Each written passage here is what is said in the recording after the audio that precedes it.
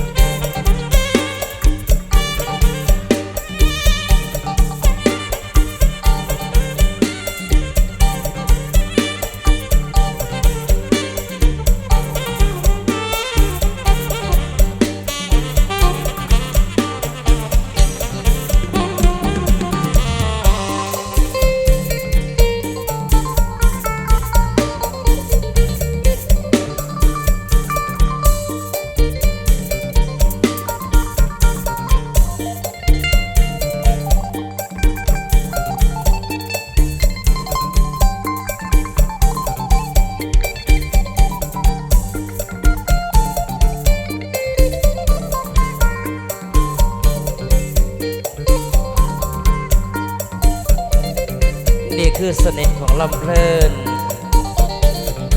บอกว่าจะเป็นการแต่งกายลีลาทาวกรพร้อมกับจังหวะลำเพลินเป็นจังหวะที่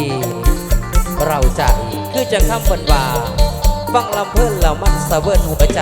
สาวน้อยยังขอฝากไว้กับพี่กับน้องสอนเหตุการสนับสนุนส่งเสริมทีมงานสาวน้อยเพชรแพงให้สืบสานในรูปแบบลำเพลินอยู่ผู้อีสานตราบนานเท่านานในฤดูกาลที่ผ่านมาแฟนพี่น้องอิชายาสาวหน่อยว่าพญาลำเพลินตกมาฤดูกาลนี้เพิ่นให้ชายาเฮาอีกว่าราชินีลำเพลินราชินีลำเพลินมาแล้วพี่น้องมาแล้วราชินีลำเพลินมาอย่างพี่น้องอีกละเด้อมวนซื่นโฮแซวสอดแจ้งพี่น้องเบิ่งสิผู้ทุกคนนะคะตกแรงจัดแจ้งจังปางแสงแค่เจ้าฟังเห่าใส่เสียงพินหวนเด้ว่าแต่ได้ยินวันหายเอาเด้หลุดว่าแต่ได้ยินโพดละดอเสียงพินเสียงแคนอีสานบ้านเฮาสุขพ่อแก่แม่เฒ่าผู้บ่าวผู้สาวสำน้อยอย่าฆ่าแต่ยิ้มปล่อยลอยมาลุกขึ้นฟ้อน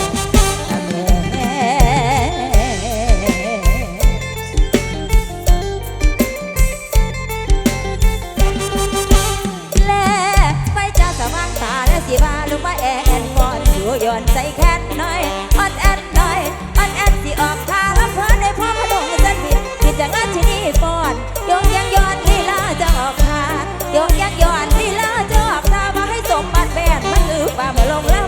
มวนทุกกรรมโรคลุกทุก ให้สำรันสุขอยู่สบายหายหอน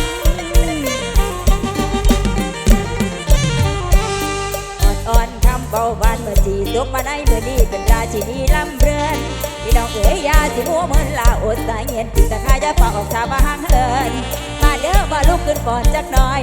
มามวนนำกันลองบังแน่จักหน่อยมือนี้เด้อสาวหุ่นน้องสิเป็นราชินีลำเรือน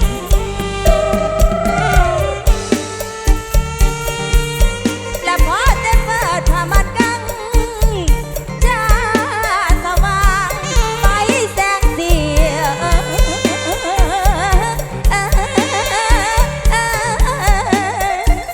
ลำมือนี่บ่ลำเพลินที่นางนอและสาวน้อยยินเสียงอ้อยอ้อนอ้อนเสียงบานบานมาสานเก่าบ่ลำเพลินก็คราขาวสาวลำเพลินและสาวน้อยที่ลงปอนให้อ่อนงามอ้อยเด้อน้องอ้อยหน้าอ้อยน้องละเด้อ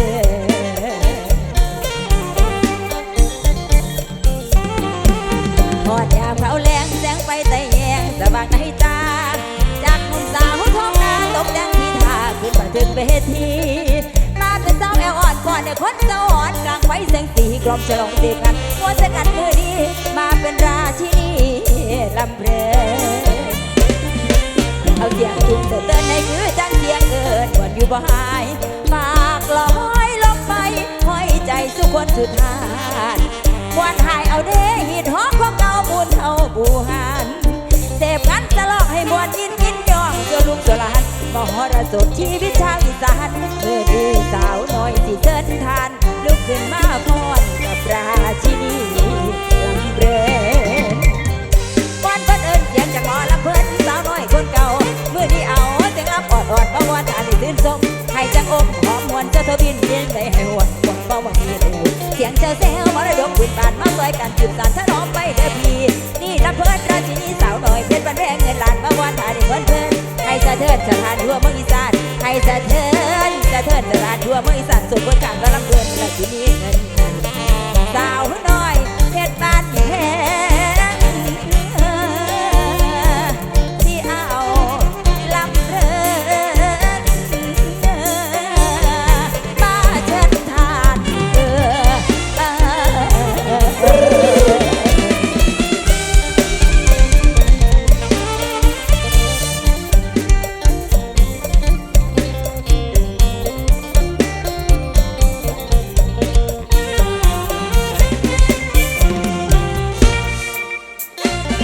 ขอบคุณหลายๆพี่น้องอยู่เป็นกำลังใจสาวหน่อยเป็นแทนตลอดสอดแทงเด้อพี่น้องเด้อบวชตื่นโฮเซลนำกันเข้าสู่ช่วงรับเป็นเรื่องเป็นนิทานแล้วล่ะพี่น้องเฮาพบพ่อกับพ่อนพิรดีในช่วงรับเป็นเรื่องเป็นนิทานนี่เด้อ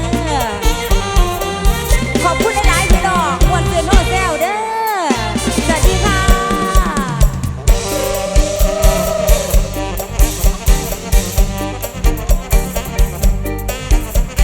พี่น้องเอ๋ยสิ้นเสียงเพลงบรรเลงกล่องเป็นทำนองพวกคนหนุ่มขอให้ซุ้มผู้เจ้ามาฟังเข้าต่อนิทาน ความเดิมมีแต่เขาประวัติเก่าแต่โบราณลูกหลานเอามาน้ำบาปกรรมจะน้ำตองโปรแกรมท้องพังที่นี่เขาจัดมาฝากญาทาน ลูกเจ้าพ่อโกสุมพิสัยน้ำประวัติเกียรติกองแป้นลือย่องทั่วอีสานคว้างผลงานไปเหนือฉัดบ่มีไผสิกล้าแข่งผู้ฟังเอ๋ยกับบทบาทการแสดงแฟนๆเคยยกย่องกันล่ำลองไม่เสมอสาวน้อยเพชรบานแพงของระดับซุปเปอร์ผลงานให้เห็นประจักษ์ฝากด้วยความโจรักแต่แฟนดังคายเสือเคยไล่บนนี้ทำบ่ย่อมั่งให้เสือสีดอกทันเอ๋ยถือว่าเป็นลูกทันหลานเจ้าพ่อผู้ฟังแท้แล้วสาวน้อยเพชรบานแพงภูมิใจจัดเสนอนิทานพื้นบ้านทินกำเนิดเกิดอยู่สุพรรณบุรีนั่นก็คือขุนสร้างขุนแผนได้ทำนองลำเพิ่นนำมาฝากพี่ตอนน้องในปีนี้ฉากแรกนำพาพี่น้องไปพบกับครอบครัวของแม่ทองประสีมีลูกชายคนเดียวหัวแก้วหัวแหวนก็คือพายแก้วแม่ทองประสีมอบบทบาทหน้าที่กับนางเอกสาวตลอดการลำห้องตะวันนบทเป็นแม่ทองประสีส่วนพายแก้วมอบหน้าที่กับพระเอกหนุ่มเสียงเจิดจรัสวัดศิวดลนบทเป็นพายแก้ว พร้อมด้วยสองพระเอกหนุ่มดาวรุ่งน้องละละกาลสินธุ์และน้องเป่าเดาเลิศในชาดีได้เลยผู้ข่า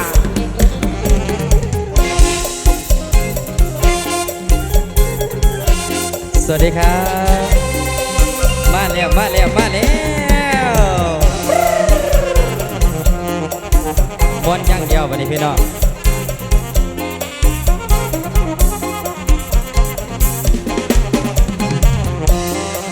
โอ้ยนอนนอนตายแท้หัวใจเป็นแผลยืนเศร้าเงาเอาไปคว้างกูไม่ใหญ่บ่เคยเฝ้าสังลาไปก่อนหน้าหอดมาว่าจะคำจากใจดำดังสีกาวาสนาอายมันบ่ถึงยังเสียเจ้าให้เขาไปครองน้ำตาน้องเสียน้องผจญเลือมพ้นตับกับน้ำตาใหญ่นางแนมเจ้าจิ้มเยี่ยมอายเป็นผู้นั้นส้มเจ็บระบบทางในขึ้นไปใจโทเจ้าบอกอายยังแค่น้องคือเก่าน้องมีเขาอายยังมีเจ้าในใจเสมอก็แล้วแต่เจ้าเสียผู้ใดก็แล้วแต่เธอหมอลำทำใจประสบกับภัยแข่งไปยันเกิดก็แล้วแต่อายตายยืนเธอเลยมันสิทธิ์ของเธอจะเลือกเอาใครทำใจได้จะปวดปันใดกระทนได้คือเก่าทำใจได้จะปวดปันใดกระทนได้คือเก่าใจมันมักจะเจ้าเงาเมื่อพอตายความผิดบางมาพังความมักอายออกจากหัวใจบ่เอาไปมาแทนที่เธอได้ดอกได้เห็นแต่มองนอกกับเขาเศร้าใจลี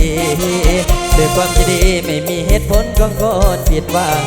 ใหญ่จังพ่อกันอย่างไรน้อยมันอุกอังคนที่หักเดียวสุขสมานไอ้น้ำตาพังกันแล้วแต่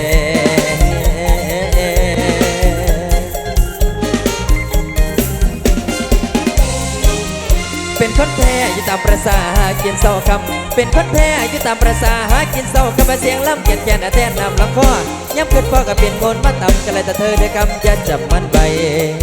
กันแล้วแต่ใจของนางเด้อของนางเด้อวัดศิวดลสวัสดีครับ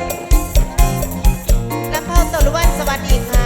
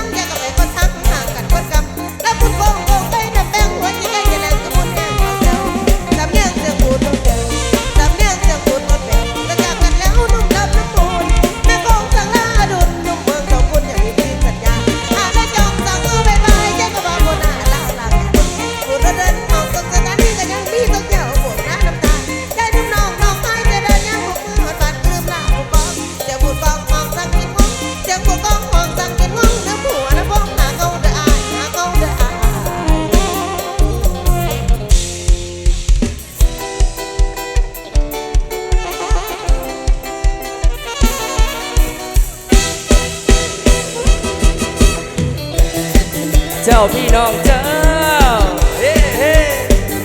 ขอบคุณมาลัยคุณแม่ด้วยนะครับ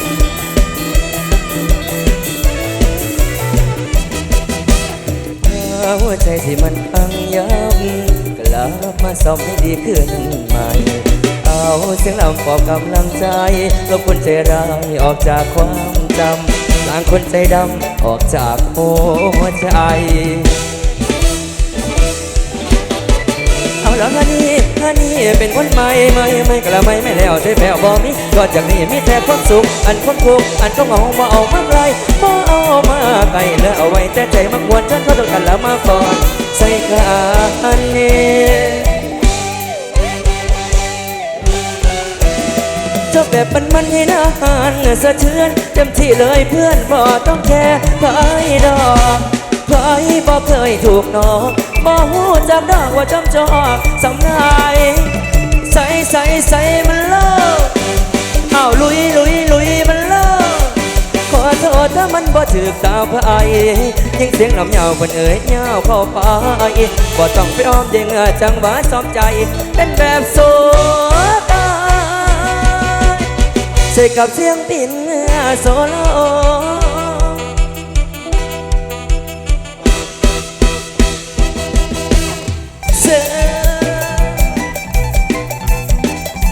ขอบคุณคิวนิโอคลินิกด้วยนะครับอยากสวยอยากงามเรียนเชิญคิวนิโอคลินิกด้วยครับผมเช่ขอบคุณพี่น้องเบอร์สกุลเด้อขอให้รวยครับเจ้าแบบมันให้หน้าหาเนื้อสะเทือนเต็มที่เลยเพื่อนบ่ต้องแค่ไปดอกไผ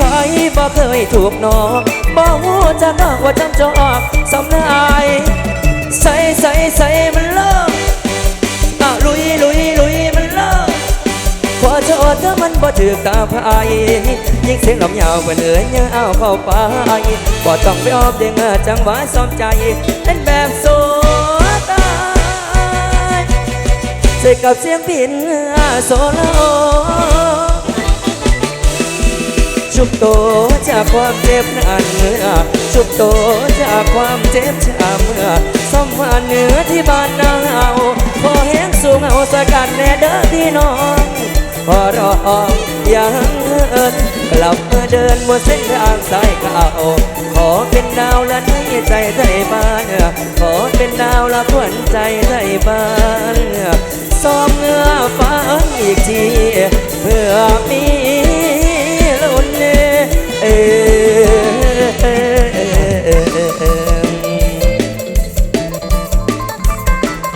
ขอบคุณน้องเจนคนสวยด้วยนะครับ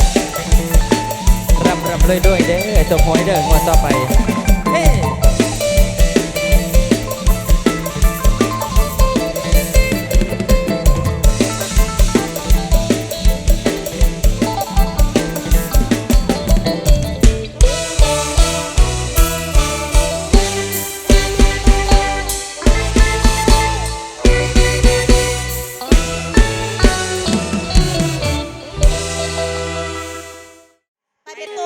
ไปหาเราพี่เราน้องไปตุย ไปข้าสันไป ไป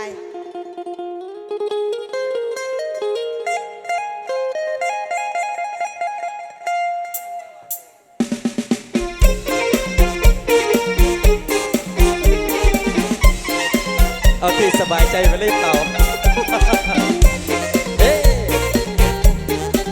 ขอบคุณรางวัลนำใจสโกนกันแล้วกันครับผมโอ้ยน้องเอาโลดเด้อละเอาที่สบายใจ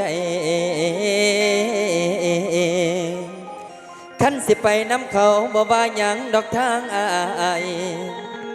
ฮักแปรตา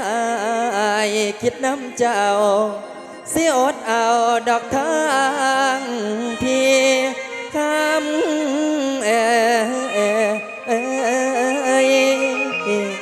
ถ้าเขาดีกว่าอายก็คงห้ามน้องบ่ฟังโอ้ยเด้นอโอ้ยน้อง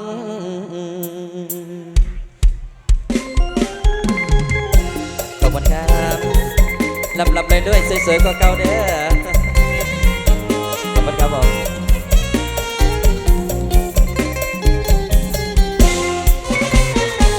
เอาที่เธอสบายใจถ้าอยากจะไปคงไม่มีใครแนวรักที่ไม่มีสิทธิ์ที่จะคิดกับกันเมื่อมีความหวังข้างหน้าถ้าดีก็ไปดูแลทำทุกอย่างแล้วเพื่อเจ้ายังมีเขาดีกว่านี้อีกใช่ไหมเอาโลดลาเอาที่สบายใจไปซาไปน้องลาเจ้าจงไปดีถ้าอยู่ด้วยกันมันทรมานบ่มีความหวานบ่มีความสุขเป็นทุกทั้งปีให้ยอมหลีกทางเปิดใจให้เจ้าเต็มที่แต่ยังจำสิ่งดีๆที่เคยมีต่อกันมานาน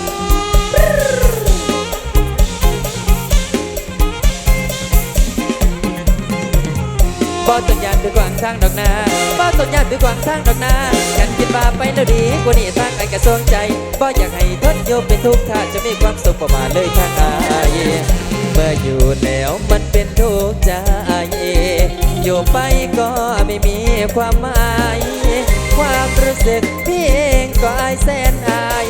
ที่ดูแลเธอให้ดีที่สุดไม่ได้เป็นผู้ชายดูไม่น่าศรัทธาเลือกเขาที่เจ้าสบายใจชีวิตละไว้ยังพอมีเวลาสิทธิ์ของเธอเลือกเองพี่ไม่บ้าหากเขาทอดทิ้งยังรอคอยซับน้ำตาจิตหวังให้กลับมาอ้ายคอยท่าดูแลใจ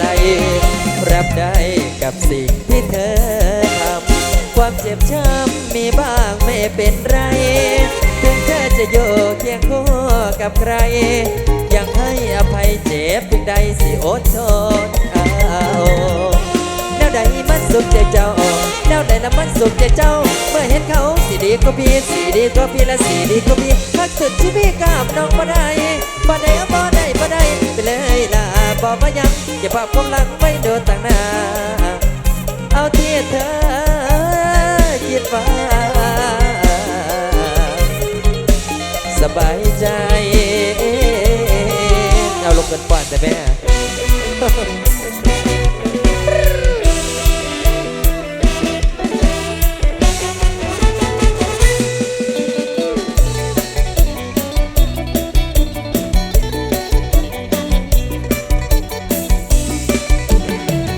เอาคนสนหน้าตาดีส่งเสียงดังๆจะบาดได้แล้ว บ่ฮู้เลยพ่อน้อยว่าคอยนั้นเป็นหยัง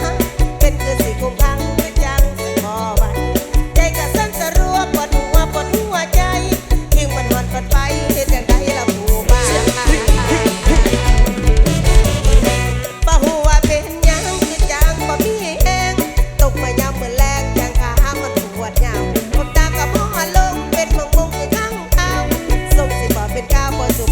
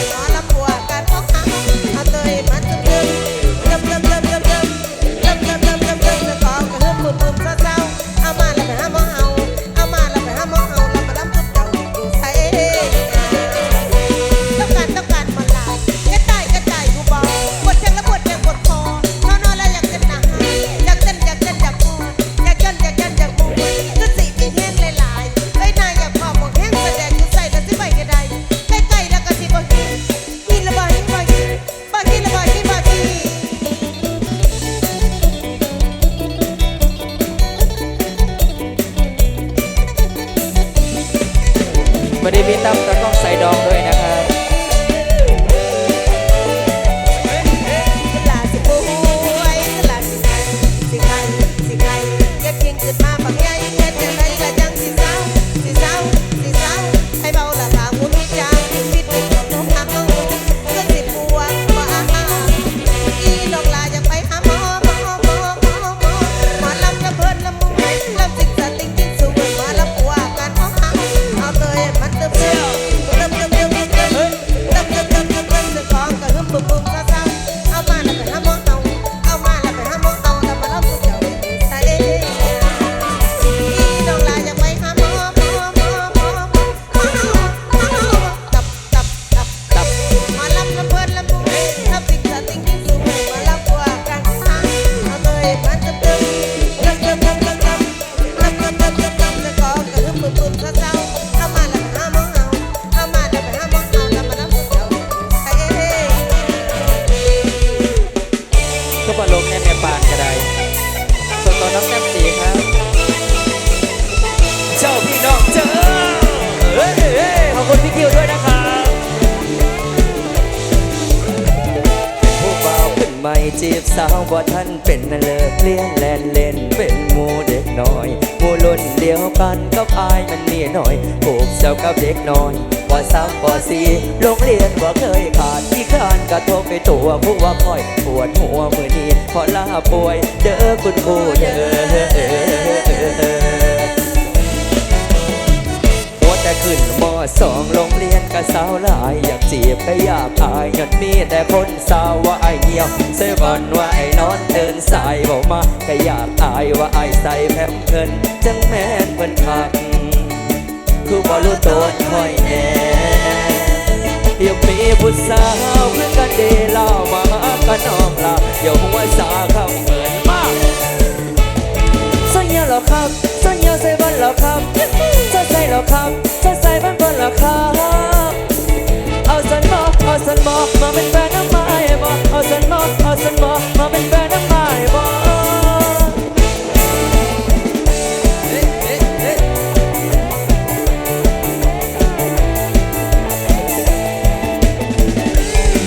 ขอบคุณพี่แบงค์ลพบุรีด้วยนะครับสุดยอดผู้เบาขึ้นใหม่จีบสาวว่าท่านเป็นเลิกเลี้ยนแลนเล่นเป็นโมเด็กน้อยโมลุ่นเดียวกันกับอายมันมีหน่อยผูกเซลกับเด็กน้อยว่าสามว่าสี่โรงเรียนว่าเคยขาดที่การกระทบในตัวผู้ว่าคอยปวดหัวมือนี้พอลาป่วยเด้อคุณครูเด้อแต่ขึ้นม.2 โรงเรียนก็สาวหลายอยากจีบใครอยากอายย้อนมีแต่คนสาวว่าไอเหี่ยวใส่บอลว่าไอนอนตื่นสายบอกมาใครอยากอายว่าไอใส่แพมเพิร์สจังแม่นเพิ่นคักกับแก้มพอรู้ตัวค่อยแน่เดี๋ยวมีผู้สาวเพื่อนกันดีล่ะมาหากันน้องล่ะเดี๋ยวหัวสาเขาเกินสัญญาหรอครับสัญญาใส่บอลหรอครับจะใส่หรอครับจะใส่บ้านบอลหรอครับเอาสันบอกมาเป็นแฟนน้ำไม้บอกเอาสันบอกมาเป็นแฟนน้ำไม้บอกเอาเจ้าพี่น้องกรุงเทพเจ้าขอบคุณพ่อชาลอเด้อใส่ใจเด้อไทยโลกใส่ใจอย่ามีผู้สาวคือกันดีเล่ามาหากันน้องละอย่าหัวสาคำเบิดสัญญาหรอครับสัญญาใส่บ้านหรอครับจะใส่หรอครับจะใส่บ้านบนหรอครับเอาสันบอกมาเป็นแฟนน้ำไม้บอกเอาสันบอกมาเป็นแฟนน้ำไม้บอกมาเป็นแฟนน้ำแต้มสีบอกขอบคุณครับส่งตัวนังละน้อย9K ครับห่วยร้านได้ก่อนตามร้านละมาเสียงหวานเลยกินบ่ปลาหมึกฮะนี่แล้วของเหม็นกินดีอ่ะ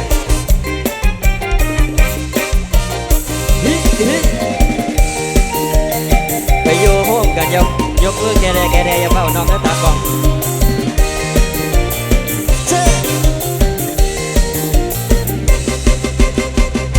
ผู้บ่าวเต่าก้อยผู้บ่าวเต่าก้อยผู้บ่าวเต่าก้อย